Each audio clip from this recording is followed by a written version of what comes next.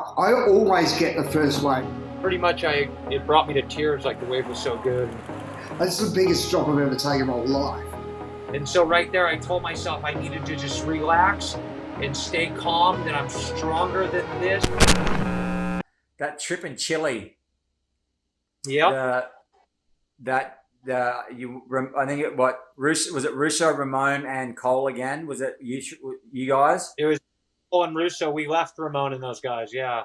We went to some. Okay. So because that was a pretty heavy one for you too, right? And I want to. I don't think It was. that story has been told like that much to a point. But I'd like to. I know sort of what happened, but I'd like to get a better grasp of what happened that day.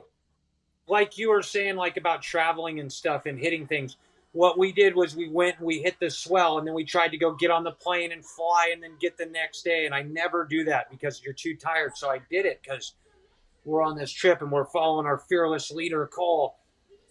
Blah, blah, blah. So that's what happened. And then we saw these perfect waves. We got ahead of ourselves. Not ahead of ourselves. We just wanted to surf. But we hadn't done any of the recon to know what it was like. We had no safety, no jet skis, no idea of anything, but we could just see spitting waves from the beach. And so we couldn't get out to this island because it was all closed because the Pongas, the governor, whatever, the mayor wouldn't let the little village, he wouldn't let us go out. So we couldn't go out till 3 p.m. And so we never went onto the beach to see what the wave even looked like. We just analyzed it from the back. And it looked like it was breaking kind of close to rocks, but it was makeable. It was peeling around the rocks. But it was big surf, 20 feet, 25 feet. So Cole caught one. I caught one. Then we caught one together. And then he caught another one. And it was a pretty big set. And then I caught one. And the one I caught was like the biggest wave of the set, but we hadn't seen it, but a new boil popped up in the wave. So as I was riding down the face, now the wave broke past me because it was like a bigger set. So it was a new boil we hadn't seen. So I straighten off, and I got a 12-foot board and a big leash. Straighten off, and I pull my suit, whatever. And there's big rocks on the beach sticking 20 feet, 30 feet, 10 feet out of the water all over. It's a big rock point. And at the end of the wave, the wave goes into the rocks.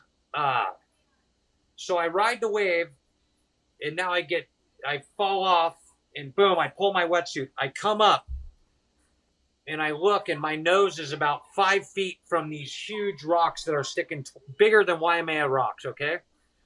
Wow. Like rocks, like Punta Lobos or whatever, huge rock, not that big, but real jagged, big rocks. And my board is real close to them, and I'm getting sucked towards them. And I look in front of me the other way out to the ocean, and there's a wave where there's a 35-foot tall whitewater coming at me, a 20-foot wave that broke. And now the water's as big as a Waimea whitewater. And I look, and I'm, real close to these. So all I could do was take off my leash, and I go through these rocks, boom, boom, boom. But I didn't know when the water goes into tight rocks, into tight areas. So I get ping pong through the rocks. Now I'm in these areas where there's whirlpools, and the water is draining and sucking, and I have my chute pulled. But when the water's in tight area, it whirlpools and pushes. So even though I had my chute pulled, I couldn't get to the surface, and I would be right there. I could see the light. And then another whitewater would go over, boom, and then I'd go through more rocks, boom. But because I didn't sleep that well, and I had hit my head super hard on the rocks and hit my ribs and everything, well, now I'm drowning, and I'm still in the rocks. Now I'm in another whirlpool getting pushed down. So now I could see everything that's happening. I could see the boat. I could see Cole. I could see the point. I could see everything that's happening in my life. And Adela was at home pregnant with Laser. Wow. I could see Laser in the ultrasound, just whoom. And then I could see it all happening. And then I could see Scion.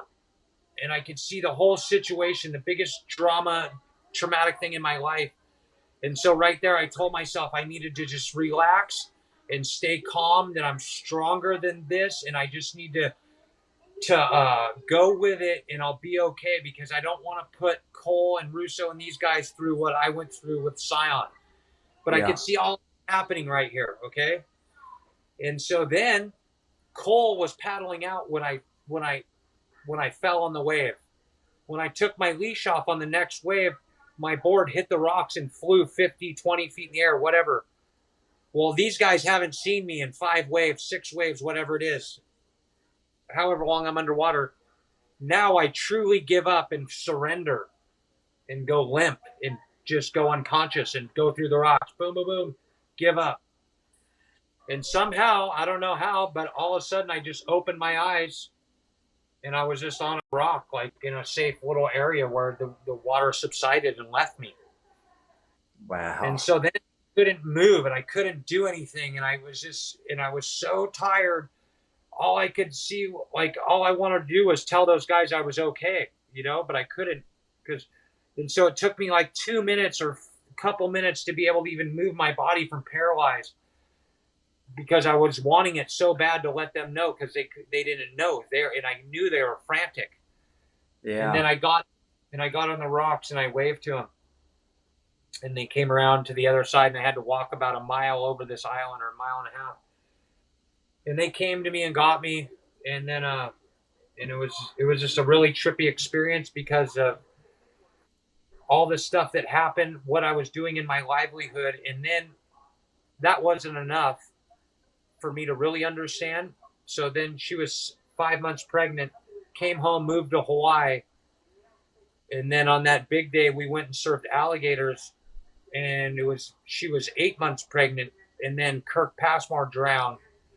I was And out that there was- with you that day. I know, and that was the same day we had the baby, that day. And so after that, I had some sort of epiphany of, like, all these things, myself dying, people around me dying, my children being born.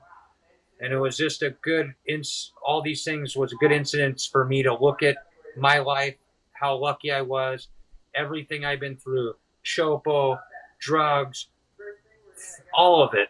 And it was the first time where I was ever like, okay, you know what? I'm alive. I'm thankful. And now I'm here.